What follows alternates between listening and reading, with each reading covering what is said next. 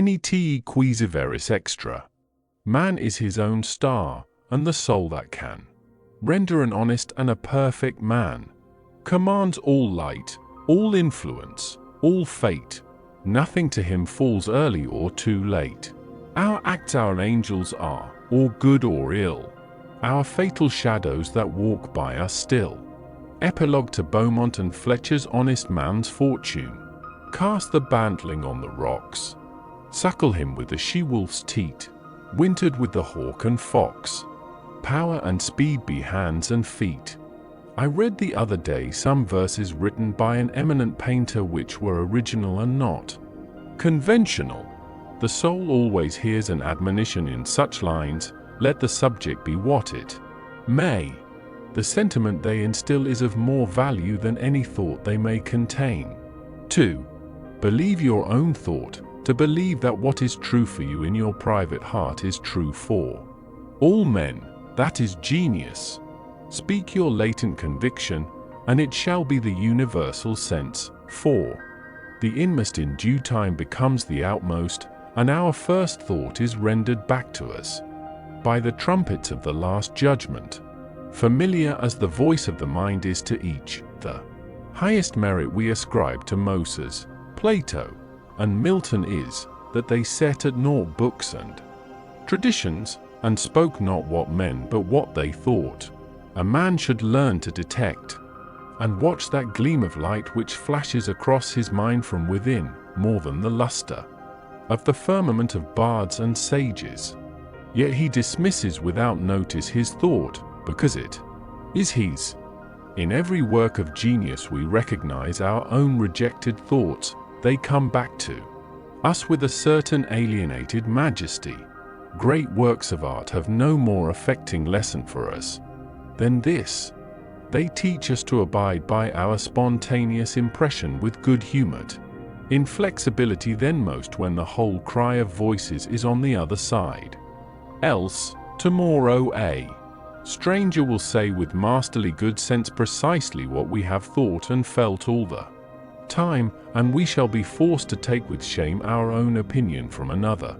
There is a time in every man's education when he arrives at the conviction that envy is ignorance, that imitation is suicide, that he must take himself for better, for worse, as his portion, that though the wide universe is full of good, no kernel of nourishing corn can come to him but through his toil bestowed on that plot of ground which is given to him to till. The power which resides in him is new in nature, and none but he knows what that is, which he can do, nor does he know until he has tried. Not for nothing one face, one character, one fact, makes much impression on him, and another none. This sculpture in the memory is not without pre-established harmony. The eye was placed where one ray should fall, that it might testify of that particular ray. We but half express ourselves, and are ashamed of that divine idea which each of us represents. It may be safely trusted as proportionate and of good issues, so it be faithfully imparted, but God will not have his work made manifest by cowards. A man is relieved and gay when he has put his heart into his work and done his best, but what he has said or done otherwise shall give him no peace. It is a deliverance which does not deliver. In the attempt his genius deserts him, no muse befriends, no invention, no hope. Trust thyself, every heart vibrates to that iron string. Accept the place the divine providence has found for you, the society of your contemporaries, the connection of events. Great men have always done so, and confided themselves childlike to the genius of their age, betraying their perception that the absolutely trustworthy was seated at their heart, working through their hands, predominating in all their being. And we are now men, and must accept in the highest mind the same transcendent destiny, and not minors and invalids in a protected corner, not cowards fleeing before a revolution, but guides, redeemers, and benefactors. obeying the almighty effort, and advancing on chaos and the dark. What pretty oracles nature yields us on this text, in the face and behavior of children, babes, and even brutes. That divided and rebel mind, that distrust of a sentiment because our arithmetic has computed the strength and means opposed to our purpose, these have not. Their mind being whole, their eye is as yet unconquered, and when we look in their faces, we are disconcerted. Infancy conforms to nobody, all conform to it, so that one babe commonly makes 4 or 5 out of the adults who prattle and play to it. So God has armed youth and puberty and manhood no less with its own piquancy and charm, and made it enviable and gracious, and its claims not to be put by, if it will stand by itself. Do not think the youth has no force, because he cannot speak to you and me. Hark! In the next room his voice is sufficiently clear and emphatic. It seems he knows how to speak to his contemporaries. Bashful or bold, then he will know how to make us seniors very unnecessary. The nonchalance of boys who are sure of a dinner, and would disdain as much as a lord to do or say ought to conciliate one, is the healthy attitude of human nature. A boy is in the parlor what the pit is in the playhouse, independent, irresponsible, looking out from his corner on such people and facts as pass by. He tries and sentences them on their merits, in the swift, summary way of boys, as good, bad, interesting, silly, eloquent, troublesome. He cumbers himself never about consequences, about interests. He gives an independent, genuine verdict. You must court him, he does not court you. But the man is, as it were, clapped into jail by his consciousness. As soon as he has once acted or spoken with eclat, he is a committed person, watched by the sympathy or the hatred of hundreds, whose affections must now enter into his account. There is no lethe for this. That he could pass again into his neutrality, who can thus avoid all pledges, and having observed, observe again from the same unaffected, unbiased, unbribable, unaffrighted innocence, must always be formidable. He would utter opinions on all passing affairs, which being seen to be not private, but necessary, would sink like darts into the ear of men, and put them in fear. These are the voices which we hear in solitude, but they grow faint and inaudible as we enter into the world. Society everywhere is in conspiracy against the manhood of every one of its members. Society is a joint stark company, in which the members agree, for the better securing of his bread to each shareholder, to surrender the liberty and culture of the eater. The virtue in most request is conformity. Self-reliance is its aversion. It loves not realities and creators, but names and customs. Whoso would be a man must be a nonconformist. He who would gather immortal palms must not be hindered by the name of goodness, but must explore if it be goodness. Nothing is at last sacred but the integrity of your own mind. Absolve you to yourself, and you shall have the suffrage of the world. I remember an answer which, when quite young, I was prompted to make to a valued adviser, who was wont to importune me with the dear old doctrines of the Church. On my saying, "What have I to do with the sacredness of traditions, if I live wholly from within?" my friend suggested, "But these impulses may be from below, not from above." I replied, "They do not seem to me to be such, but if I am the devil's child, I will live then from the devil. No law can be sacred to me but that of my nature. Good and bad are but names very readily transferable to that or this. The only right is what is after my constitution, the only wrong what is against it. A man is to carry himself in the presence of all opposition, as if everything were titular and ephemeral but he. I am ashamed to think how easily we capitulate to badges and names, to large societies and dead institutions. Every decent and well-spoken individual affects and sways me more than is right. I ought to go upright and vital, and speak the rude truth in all ways. If malice and vanity wear the coat of philanthropy, shall that pass? If an angry bigot assumes this bountiful cause of abolition, and comes to me with his last news from Barbados, why should I not say to him, go love thy infant, love thy woodchopper, be good-natured and modest, have that grace, and never varnish your hard, uncharitable ambition with this incredible tenderness for black folk 1,000 miles off. Thy love afar is spite at home. Rough and graceless would be such greeting, but truth is handsomer than the affectation of love. Your goodness must have some edge to it, else it is none. The doctrine of hatred must be preached as the counteraction of the doctrine of love when that pules and whines.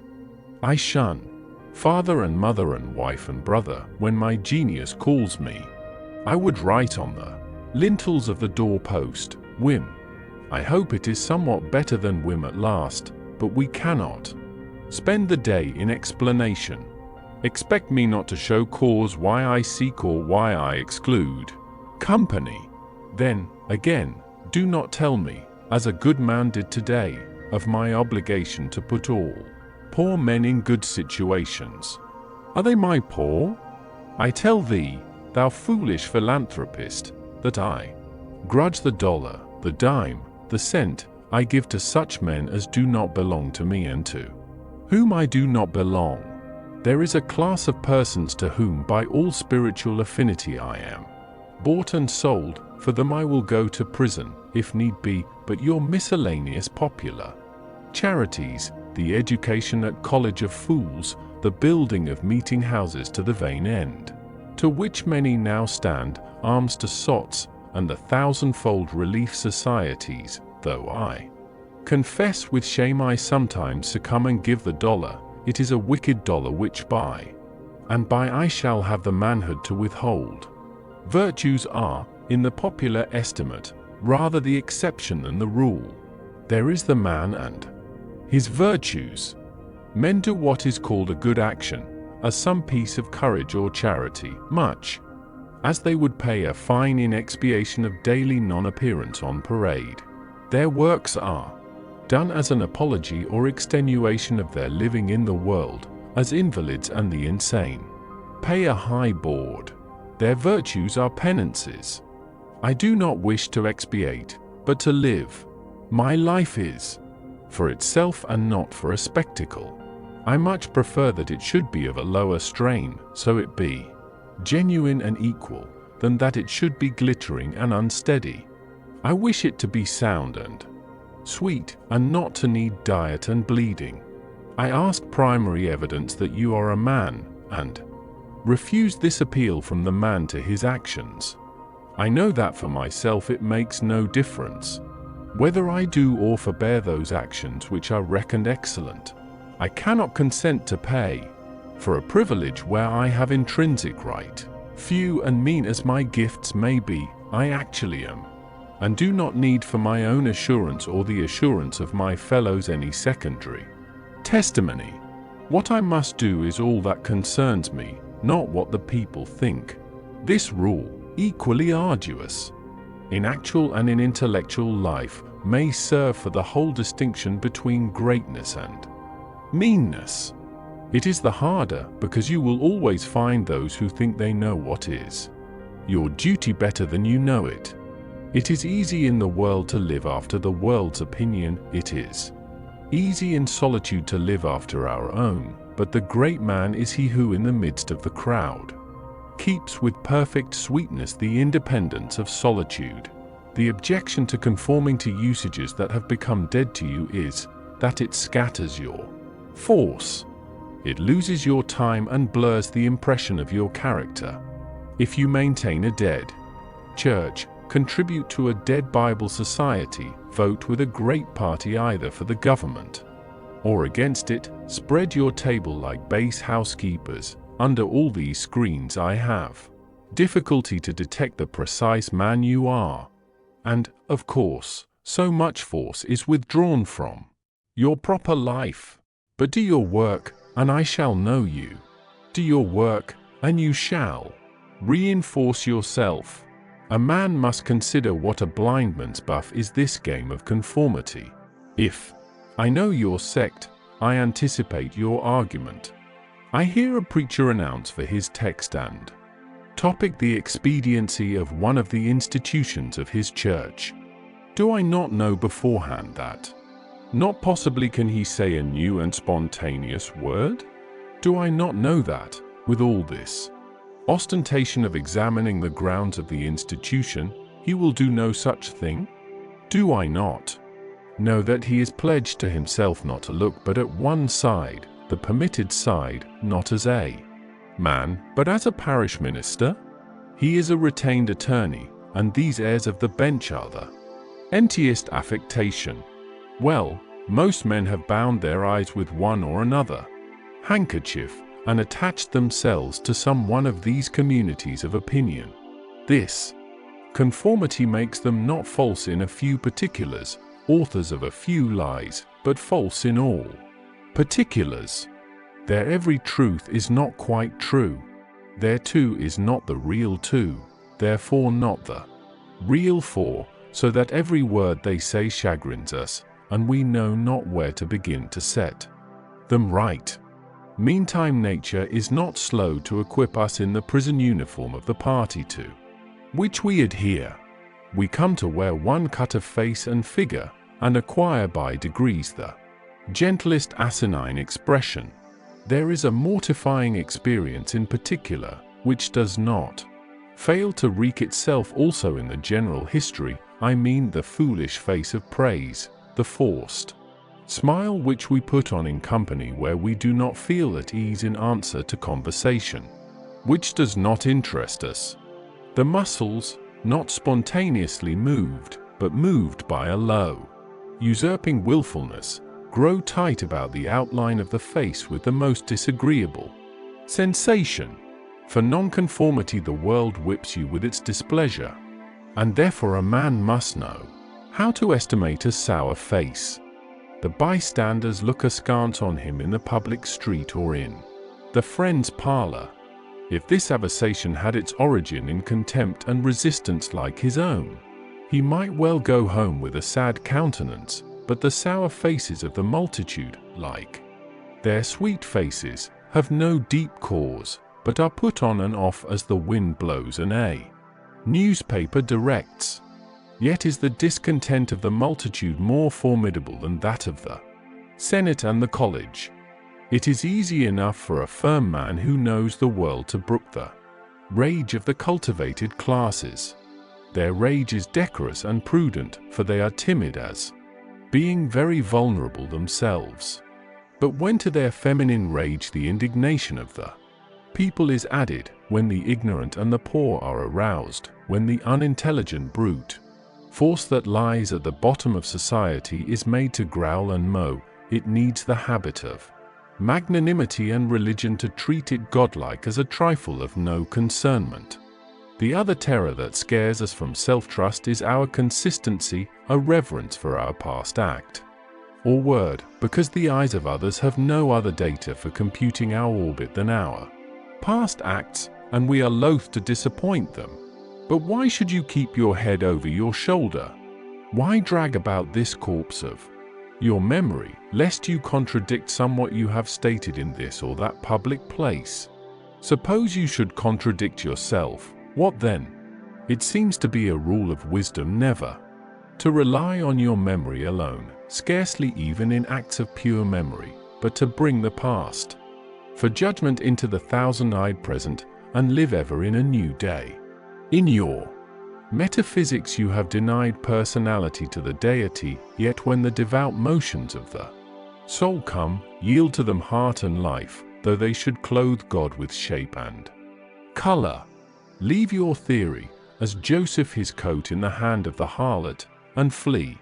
A foolish consistency is the hobgoblin of little minds, adored by little statesmen and philosophers and divines. With consistency a great soul has simply nothing to do. He may as well concern himself with his shadow on the wall. Speak what you think now in hard words, and tomorrow speak what tomorrow thinks in hard words again, though it contradict every thing you said today. So you shall be sure to be misunderstood. Is it so bad, then, to be misunderstood? Pythagoras was misunderstood, and Socrates, and Jesus, and Luther, and Copernicus, and Galileo, and Newton, and every pure and wise spirit that ever took flesh. To be great is to be misunderstood. I suppose no man can violate his nature. All the sallies of his will are rounded in by the law of his being, as the inequalities of Andes and Himalaya are insignificant in the curve of the sphere. Nor does it matter how you gauge and try him. A character is like an acrostic or Alexandrian stanza. Read it forward, backward, or across, it still spells the same thing. In this pleasing, contrite wood life which God allows me, let me record day by day my honest thought without prospect or retrospect, and, I cannot doubt, it will be found symmetrical, though I mean it not, and see it not. My book should smell of pines and resound with the hum of insects. The swallow over my window should interweave that thread or straw he carries in his bill into my web also. We pass for what we are. Character teaches above our wills. Men imagine that they communicate their virtue or vice only by overt actions, and do not see that virtue or vice emit a breath every moment. There will be an agreement in whatever variety of actions, so they be each honest and natural in their hour. For of one will, the actions will be harmonious, however unlike they seem. These varieties are lost sight of at a little distance, at a little height of thought. One tendency unites them all. The voyage of the best ship is a zigzag line of 100 tacks. See the line from a sufficient distance, and it straightens itself to the average tendency. Your genuine action will explain itself, and will explain your other genuine actions. Your conformity explains nothing. Act singly, and what you have already done singly will justify you now. Greatness appeals to the future. If I can be firm enough today to do right, and scorn eyes, I must have done so much right before as to defend me now. Be it how it will, do right now. Always scorn appearances, and you always may. The force of character is cumulative. All the foregone days of virtue work their health into this. What makes the majesty of the heroes of the Senate and the field, which so fills the imagination? The consciousness of a train of great days and victories behind. They shed an united light on the advancing actor. He is attended as by a visible escort of angels. That is it which throws thunder into Chatham's voice, and dignity into Washington's port, and America into Adams's eye. Honor is venerable to us because it is no ephemeris. It is always ancient virtue. We worship it today because it is not of today. We love it and pay it homage because it is not a trap for our love and homage, but is self-dependent, self-derived, and therefore of an old immaculate pedigree, even if shown in a young person. I hope in these days we have heard the last of conformity and consistency. Let the words be gazetted and ridiculous henceforward. Instead of the gong for dinner, let us hear a whistle. From the Spartan fife, let us never bow and apologize more. A great man is coming to eat at my house. I do not wish to please him, I wish that he should wish to please me. I will stand here for humanity, and though I would make it kind, I would make it true. Let us affront and reprimand the smooth mediocrity and squalid contentment of the times, and hurl in the face of custom and trade and office the fact which is the upshot of all history, that there is a great responsible thinker and actor working wherever a man works, that a true man belongs to no other time or place, but is the center of things. Where he is, there is nature. He measures you, and all men, and all events. Ordinarily, every body in society reminds us of somewhat else, or of some other person. Character, reality, reminds you of nothing else. It takes place of the whole creation. The man must be so much, that he must make all circumstances indifferent.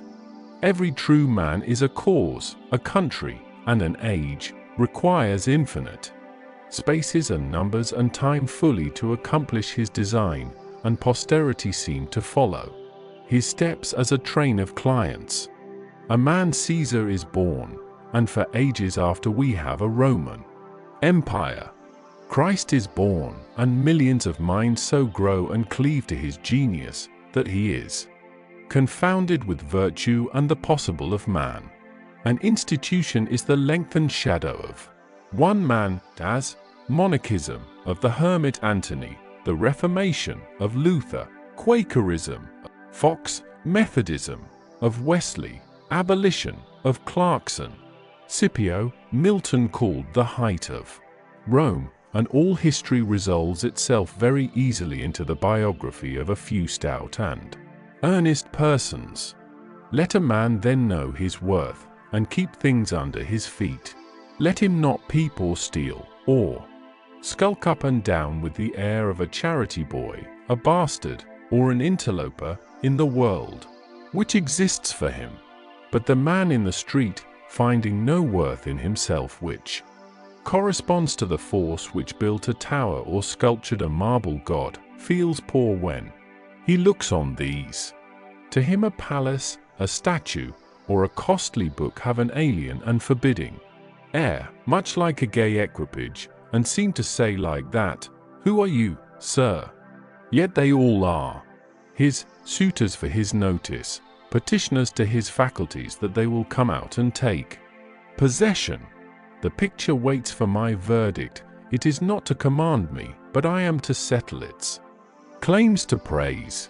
That popular fable of the sot who was picked up dead drunk in the street, carried to the Duke's house, washed and dressed and laid in the Duke's bed, and, on his waking, treated with all obsequious ceremony like the Duke, and assured that he had been insane, owes its popularity to the fact that it symbolizes so well the state of man, who is in the world a sort of sot, but now and then wakes up, exercises his reason, and finds himself a true prince.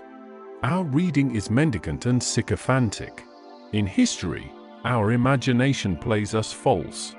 Kingdom and lordship, power and estate, are a gaudier vocabulary than Private John and Edward in a small house and common day's work, but the things of life are the same too. Both, the sum total of both is the same. Why all this deference to Alfred and Scanderbeg and Gustavus? Suppose they were virtuous, did they wear out virtue? As great a stake depends on your private act today, as followed their public and renowned steps. When private men shall act with original views, the lustre will be transferred from the actions of kings to those of gentlemen. The world has been instructed by its kings, who have so magnetized the eyes of nations. It has been taught by this colossal symbol the mutual reverence that is due from man to man, the joyful loyalty with which men have everywhere suffered the king, the noble, or the great proprietor to walk among them by a law of his own, make his own scale of men and things, and reverse theirs, pay for benefits not with money but with honor, and represent the law in his person, was the hieroglyphic by which they obscurely signified their consciousness of their own right and comeliness, the right of every man. The magnetism which all original action exerts is explained when we inquire the reason of Self-trust. Who is the trustee? What is the aboriginal self on which a universal reliance may be grounded? What is the nature and power of that science-baffling star without parallax, without calculable elements, which shoots a ray of beauty even into trivial and impure actions, if the least mark of independence appear? The inquiry leads us to that source, at once the essence of genius, of virtue, and of life, which we call spontaneity or instinct. We denote this primary wisdom as intuition, whilst all later teachings are tuitions. In that deep force, the last fact behind which analysis cannot go, all things find their common origin. 4. The sense of being which in calm hours rises, we know not how, in the soul, is not diverse from things, from space, from light, from time, from man, but one with them, and proceeds obviously from the same source whence their life and being also proceed. We first share the life by which things exist, and afterwards see them as appearances in nature, and forget that we have shared their cause. Here is the fountain of action and of thought. Here are the lungs of that inspiration which giveth man wisdom, and which cannot be denied without impiety and atheism. We lie in the lap of immense intelligence, which makes us receivers of its truth, and organs of its activity. When we discern justice, when we discern truth, we do nothing of ourselves, but allow a passage to its beams. If we ask whence this comes, if we seek to pry into the soul that causes, all philosophy is at fault. Its presence or its absence is all we can affirm. Every man discriminates between the voluntary acts of his mind and his involuntary perceptions, and knows that to his involuntary perceptions a perfect faith is due. He may err in the expression of them, but he knows that these things are so, like day and night, not to be disputed. My willful actions and acquisitions are but roving, the idlest reverie, the faintest native emotion, command my curiosity and respect. Thoughtless people contradict as readily the statement of perceptions as of opinions, or rather much more readily, for they do not distinguish between perception and notion. They fancy that I choose to see this or that thing. But perception is not whimsical, but fatal.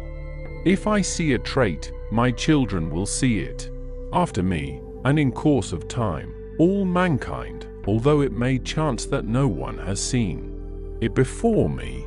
For my perception of it is as much a fact as the sun.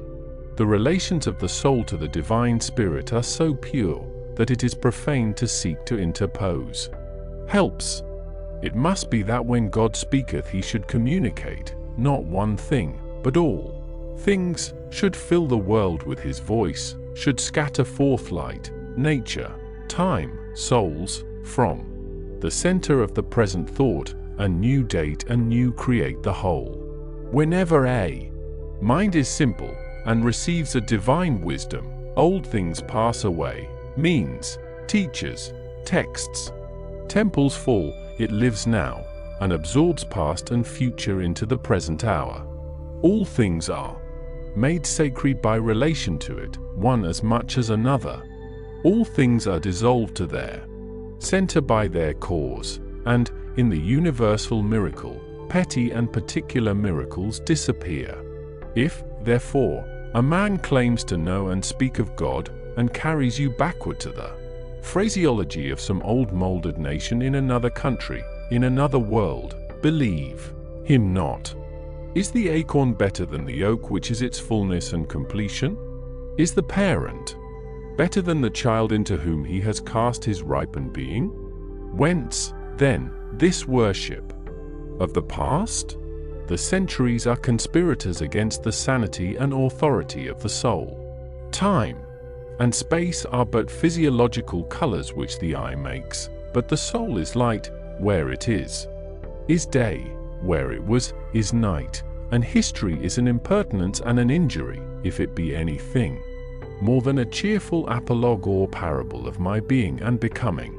Man is timid and apologetic, he is no longer upright, he dares not say, I think, I am, but quote some saint or sage. He is ashamed before the blade of grass or the blowing rose. These roses under my window make no reference to former roses or to better ones, they are. For what they are, they exist with God today. There is no time to them. There is simply the rose, it is perfect in every moment of its existence. Before a leaf bud has burst, its whole life acts. In the full-blown flower there is no more, in the leafless root there is no less. Its nature is satisfied, and it satisfies nature in all moments alike. But man postpones or remembers, he does not live in the present, but with reverted eye laments the past, or, heedless of the riches that surround him, stands on tiptoe to foresee the future. He cannot be happy and strong until he too lives with nature in the present, above time. This should be plain enough. Yet see what strong intellects dare not yet hear God himself, unless he speak the phraseology of I know not what David, or Jeremiah, or Paul. We shall not always set so great a price on a few texts, on a few lives. We are like children who repeat by rote the sentences of grandames and tutors, and, as they grow older, of the men of talents and character they chance to see, painfully recollecting the exact words they spoke afterwards, when they come into the point of view which those had who uttered these sayings. They understand them, and are willing to let the words go, for, at any time, they can use words as good when occasion comes. If we live truly, we shall see truly. It is as easy for the strong man to be strong, as it is for the weak to be weak. When we have new perception, we shall gladly disburden the memory of its hoarded treasures as old rubbish.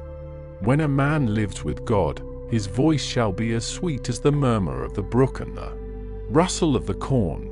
And now at last the highest truth on this subject remains unsaid, probably cannot be said. For all that we say is the far-off remembering of the intuition.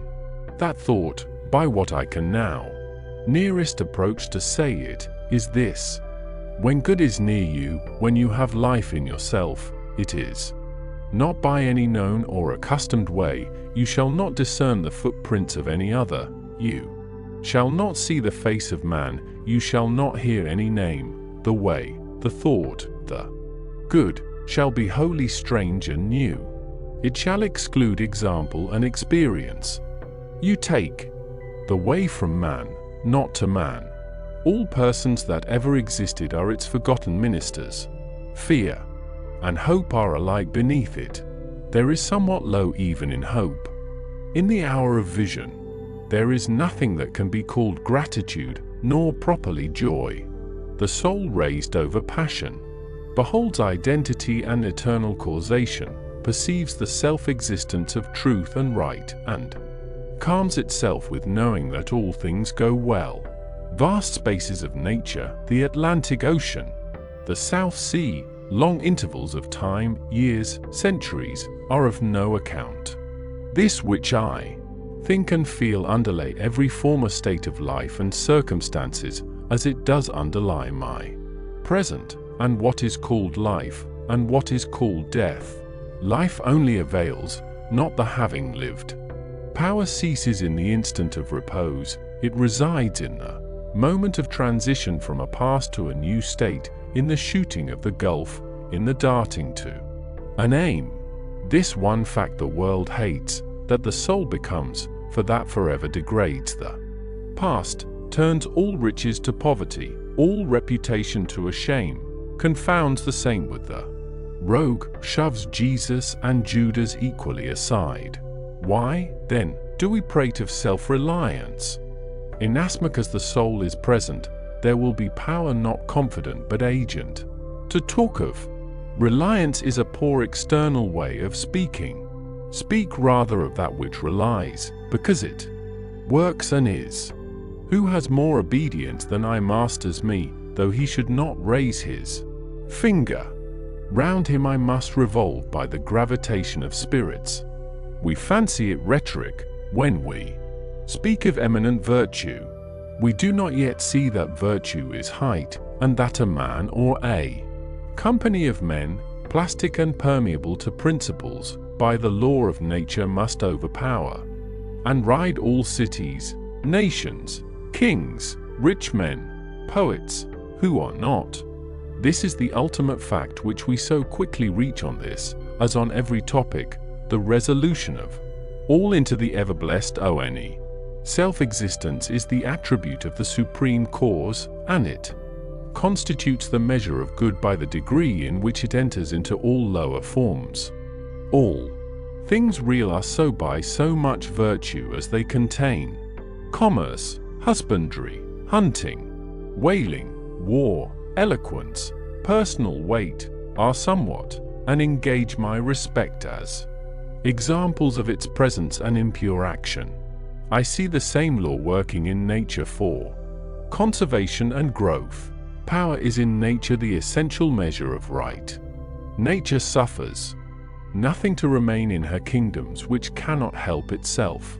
The genesis and maturation of a planet, its poise and orbit, the bended tree recovering itself from the strong wind, the vital resources of every animal and vegetable, are demonstrations of the self-sufficing and, therefore, self-relying soul.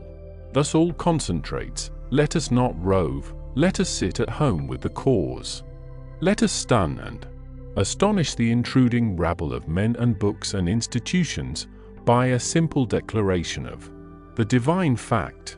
Bid the invaders take the shoes from off their feet, for God is here within. Let our simplicity judge them, and our docility to our own law demonstrate the poverty of nature and fortune beside our native riches. But now we are a mob. Man does not stand in awe of man, nor is his genius admonished to stay at home, to put itself in communication with the internal ocean, but it goes abroad to beg a cup of water of the urns of other men.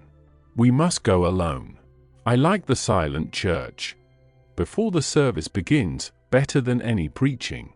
How far off, how cool, how chaste the persons look, begirt each one with a precinct or sanctuary. So let us always sit. Why should we assume the faults of our friend, or wife, or father, or child, because they sit around our hearth, or are said to have the same blood? All men have my blood, and I have all men's. Not for that will I adopt their petulance or folly, even to the extent of being ashamed of it. But your isolation must not be mechanical, but spiritual, that is, must be elevation. At times, the whole world seems to be in conspiracy to importune you with emphatic trifles. Friend, client, child, sickness, fear, want, charity, all knock at once at thy closet door, and say, Come out unto us. But keep thy state, come not into their confusion. The power men possess to annoy me, I give them by a weak curiosity. No man can come near me but through my act. What we love that we have, but by desire we bereave ourselves of the love. If we cannot at once rise to the sanctities of obedience and faith, let us at least resist our temptations, let us enter into the state of war, and wake Thor and Wooden, courage and constancy, in our Saxon breasts. This is to be done in our smooth times by speaking the truth. Check this lying hospitality and lying affection. Live no longer to the expectation of these deceived and deceiving people with whom we converse. Say to them, O father, O mother, O wife, O brother, O friend, I have lived with you after appearances hitherto. Henceforward I am the truth's. Be it known unto you that henceforward I obey no law less than the eternal law. I will have no covenants but proximities. I shall endeavor to nourish my parents, to support my family, to be the chaste husband of one wife, but these relations I must fill after a new and unprecedented way. I appeal from your customs. I must be myself. I cannot break myself any longer for you, or you. If you can love me for what I am, we shall be the happier. If you cannot, I will still seek to deserve that you should. I will not hide my tastes or aversions. I will so trust that what is deep is holy, that I will do strongly before the sun and moon whatever inly rejoices me, and the heart appoints. If you are noble, I will love you. If you are not, I will not hurt you and myself by hypocritical attentions. If you are true, but not in the same truth with me, cleave to your companions, I will seek my own. I do this, not selfishly, but humbly and truly. It is alike your interest, and mine, and all men's, however long we have dwelt in lies, to live in truth. Does this sound harsh today? You will soon love what is dictated by your nature as well as mine, and, if we follow the truth, it will bring us out safe at last. But so you may give these friends pain. Yes, but I cannot sell my liberty and my power to save their sensibility. Besides, all persons have their moments of reason. When they look out into the region of absolute truth, then will they justify me and do the same thing. The populace think that your rejection of popular standards is a rejection of all standard, and mere antinomianism, and the bold sensualist will use the name of philosophy to gild his crimes. But the law of consciousness abides. There are two confessionals, in one or the other, of which we must be shriven. You may fulfill your round of duties by clearing yourself in the direct or in the reflex way. Consider whether you have satisfied your relations to father, mother, cousin, neighbor, town, cat, and dog, whether any of these can upbraid you.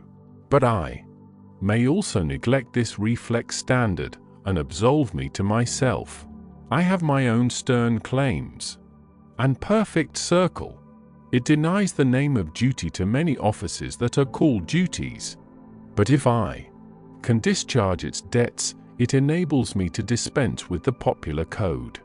If anyone imagines that this law is lax, let him keep its commandment one day. And truly it demands something godlike in him who has cast off the common motives of humanity and has ventured to trust himself for a taskmaster. High be his heart, faithful his will, clear his sight, that he may in good earnest be doctrine, society, law, to himself, that a simple purpose may be to him as strong as iron necessity is to others. If any man consider the present aspects of what is called by distinction society, he will see the need of these ethics. The sinew and heart of man seem to be drawn out, and we are become timorous, desponding whimperers. We are afraid of truth, afraid of fortune, afraid of death, and afraid of each other. Our age yields no great and perfect persons. We want men and women who shall renovate life and our social state, but we see that most natures are insolvent, cannot satisfy their own wants, have an ambition out of all proportion to their practical force, and do lean and beg day and night continually. Our housekeeping is mendicant, our arts, our occupations, our marriages, our religion we have not chosen, but society has chosen for us. We are parlor soldiers. We shun the rugged battle of fate, where strength is born. If our young men miscarry in their first enterprises, they lose all heart. If the young merchant fails, men say he is ruined. If the finest genius studies at one of our colleges, and is not installed in an office within 1 year afterwards in the cities or suburbs of Boston or New York, it seems to his friends and to himself that he is right in being disheartened, and in complaining the rest of his life. A sturdy lad from New Hampshire or Vermont, who in turn tries all the professions, who teams it, farms it, peddles, keeps a school, preaches, edits a newspaper, goes to Congress, buys a township, and so forth, in successive years, and always, like a cat, falls on his feet, is worth 100 of these city doles.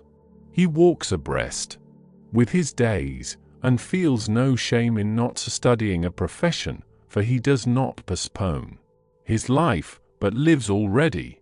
He has not one chance, but 100 chances. Let a Stoic open the resources of man, and tell men they are not leaning willows, but can and must detach themselves, that with the exercise of self-trust, new powers shall appear, that a man is the Word made flesh, born to shed healing to the nations, that he should be ashamed of our compassion, and that the moment he acts from himself, tossing the laws, the books, idolatries, and customs out of the window, we pity him no more, but thank and revere him. And that teacher shall restore the life of man to splendor, and make his name dear to all history. It is easy to see that a greater self-reliance must work a revolution in all the offices and relations of men, in their religion, in their education, in their pursuits, their modes of living, their association, in their property, in their speculative views. 1. In what prayers do men allow themselves? That which they call a holy office is not so much as brave and manly. Prayer looks abroad and asks for some foreign addition to come through some foreign virtue, and loses itself in endless mazes of natural and supernatural, and mediatorial and miraculous. Prayer that craves a particular commodity, anything less than all good, is vicious. Prayer is the contemplation of the facts of life from the highest point of view. It is the soliloquy of a beholding and jubilant soul. It is the Spirit of God, pronouncing His works good. But prayer as a means to effect a private end is meanness and theft. It supposes dualism and not unity in nature and consciousness. As soon as the man is at one with God, he will not beg. He will then see prayer in all action.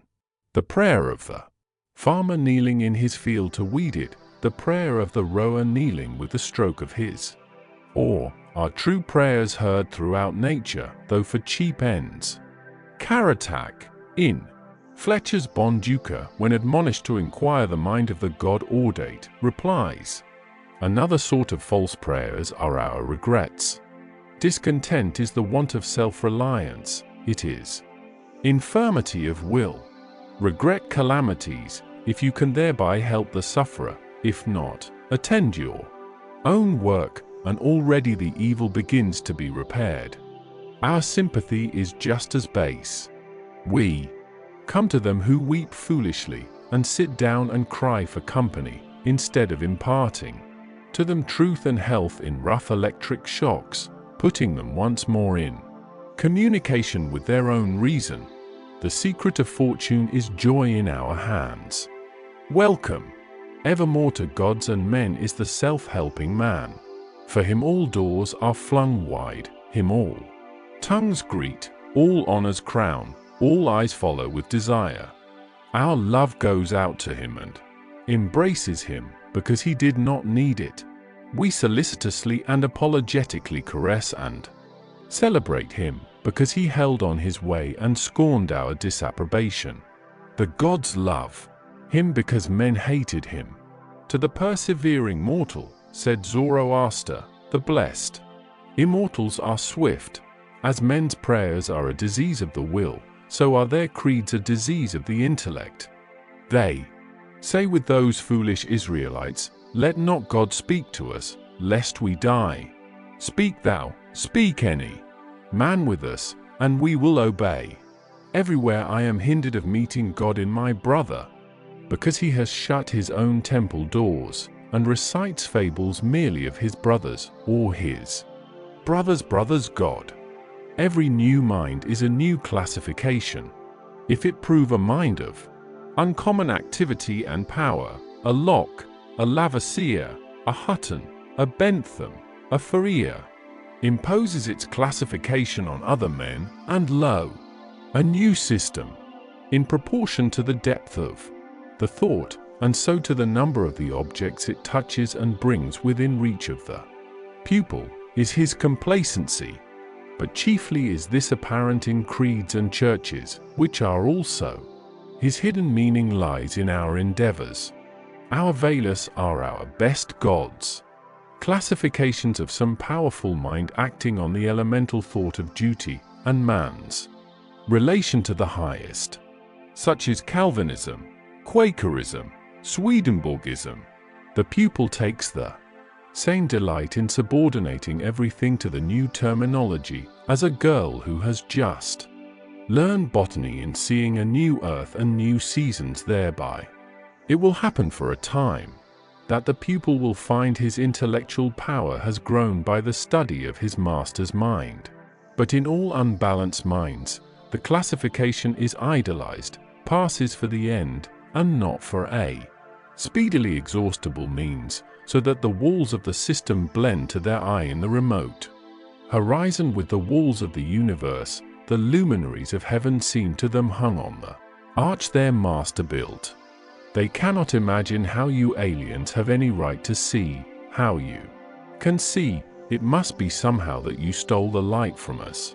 They do not yet perceive that light, unsystematic, indomitable, will break into any cabin, even into theirs.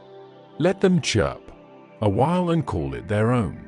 If they are honest and do well, presently their neat new pinfold will be too straight and low, will crack, will lean, will rot and vanish, and the immortal light, all young and joyful, million-orbed, million-colored, will beam over the universe as on the first morning.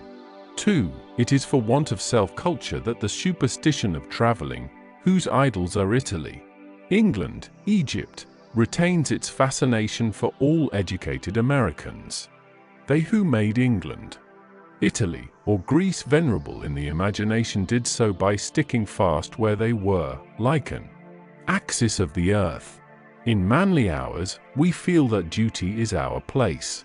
The soul is no traveler. The wise man stays at home, and when his necessities, his duties, on any occasion call him from his house, or into foreign lands, he is at home still, and shall make men sensible by the expression of his countenance, that he goes the missionary of wisdom and virtue, and visits cities and men like a sovereign, and not like an interloper or a valet. I have no churlish objection to the circumnavigation of the globe, for the purposes of art, study, and benevolence, so that the man is first domesticated, or does not go abroad with the hope of finding somewhat greater than he knows. He who travels to be amused, or to get somewhat which he does not carry, travels away from himself, and grows old even in youth among old things. In Thebes, in Palmyra, his will and mind have become old and dilapidated as they. He carries ruins to ruins. Traveling is a fool's paradise. Our first journeys discover to us the indifference of places. At home I dream that at Naples, at Rome, I can be intoxicated with beauty, and lose my sadness. I pack my trunk, embrace my friends, embark on the sea, and at last wake up in Naples, and there beside me is the stern fact, the sad self, unrelenting, identical, that I fled from. I seek the Vatican and the palaces. I affect to be intoxicated with sights and suggestions, but I am not intoxicated. My giant goes with me wherever I go. 3. But the rage of traveling is a symptom of a deeper unsoundness affecting the whole intellectual action. The intellect is vagabond, and our system of education fosters restlessness. Our minds travel when our bodies are forced to stay at home. We imitate. And what is imitation but the traveling of the mind? Our houses are built with foreign taste. Our shelves are garnished with foreign ornaments. Our opinions, our tastes, our faculties lean and follow the past and the distant. The soul created the arts wherever they have flourished. It was in his own mind that the artist sought his model. It was an application of his own thought to the thing to be done and the conditions to be observed. And why need we copy the Doric or the Gothic model? Beauty, convenience, grandeur of thought, and quaint expression are as near to us as to any, and if the American artist will study with hope and love the precise thing to be done by him, considering the climate, the soil, the length of the day, the wants of the people, the habit and form of the government, he will create a house in which all these will find themselves fitted, and taste and sentiment will be satisfied also. Insist on yourself, never imitate. Your own gift you can present every moment with the cumulative force of a whole life's cultivation, but of the adopted talent of another you have only an extemporaneous half possession. That which each can do best, none but his Maker can teach him. No man yet knows what it is, nor can, till that person has exhibited it. Where is the master who could have taught Shakespeare? Where is the master who could have instructed Franklin, or Washington, or Bacon, or Newton? Every great man is a unique. The Scipianism of Scipio is precisely that part he could not borrow. Shakespeare will never be made by the study of Shakespeare. Do that which is assigned you, and you cannot hope too much or dare too much. There is at this moment for you an utterance brave and grand as that of the colossal chisel of Phidias, or trowel of the Egyptians, or the pen of Moses, or Dante, but different from all these.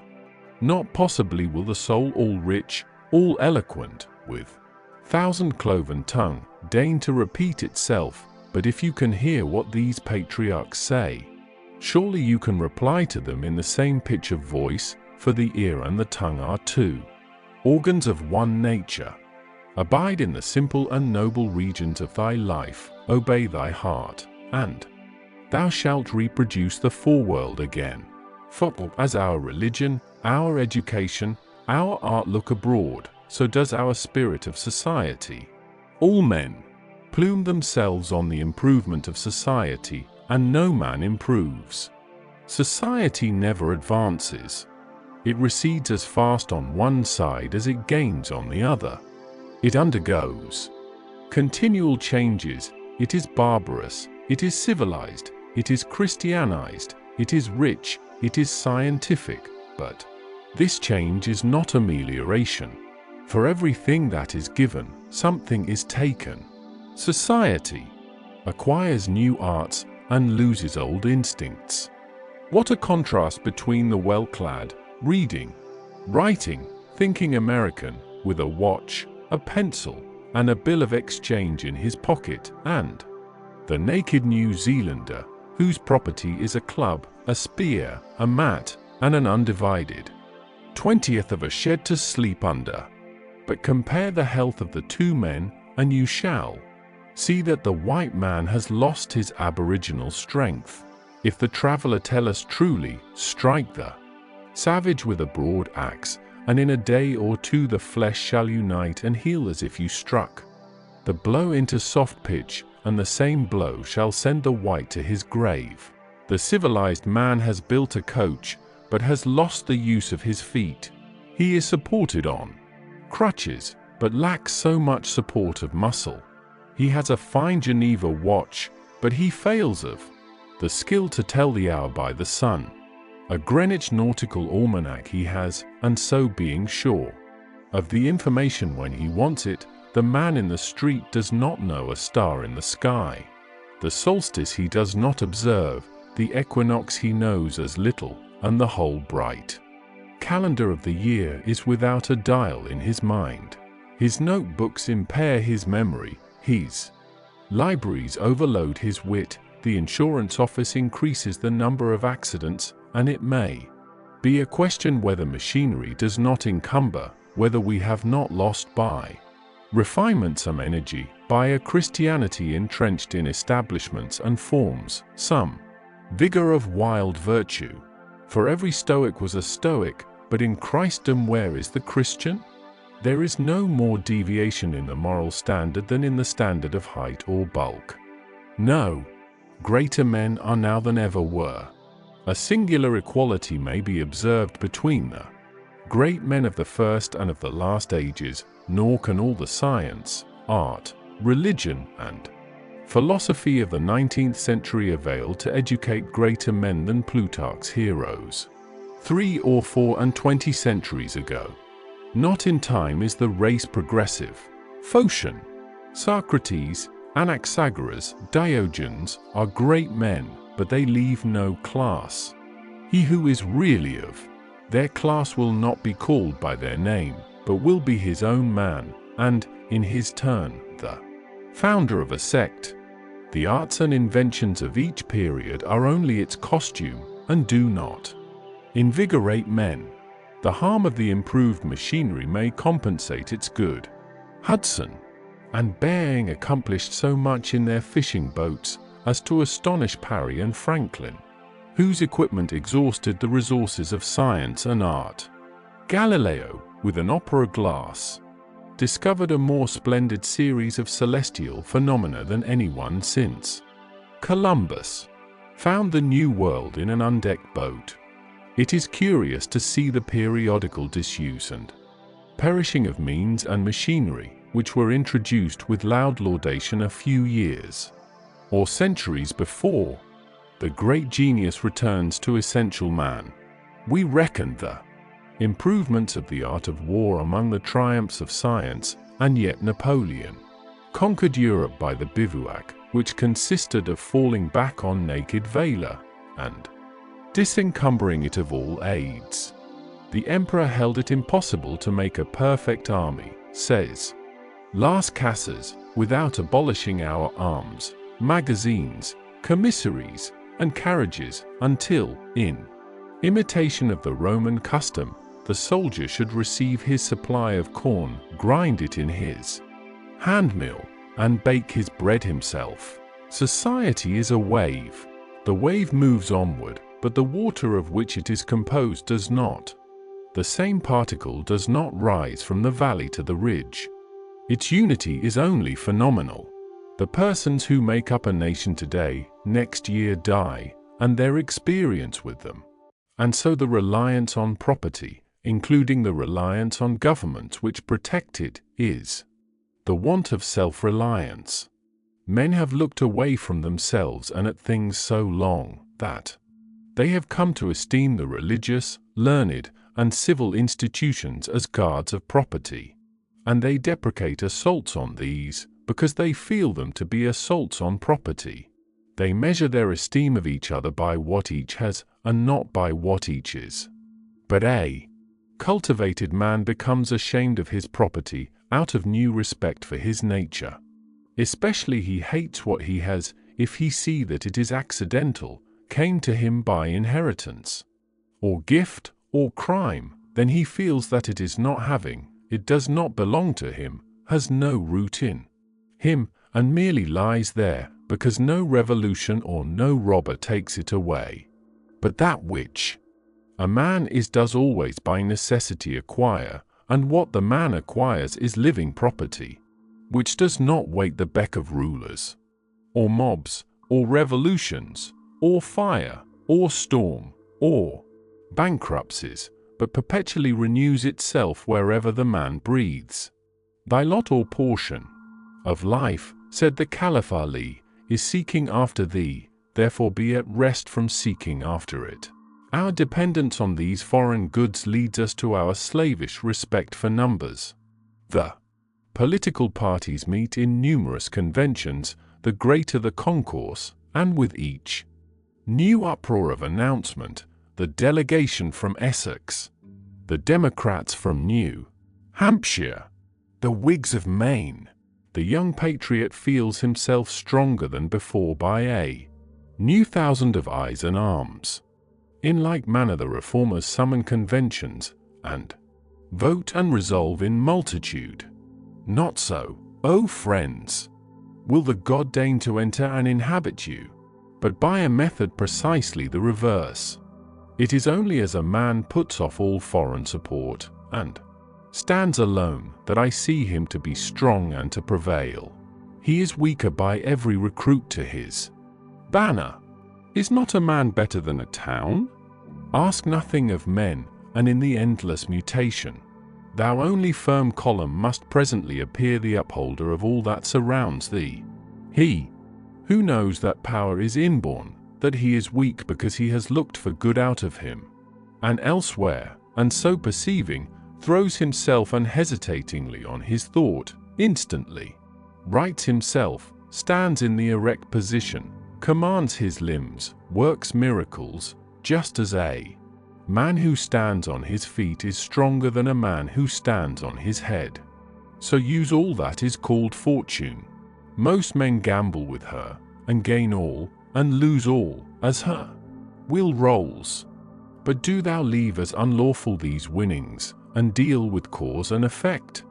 The chancellors of God in the will work and acquire, and thou hast chained the wheel of chance, and shalt sit hereafter out of fear from her rotations. A political victory, a rise of rents, the recovery of your sick, or the return of your absent friend, or some other favorable event, raises your spirits, and you think good days are preparing for you. Do not believe it. Nothing can bring you peace but yourself. Nothing can bring you peace but the triumph of principles.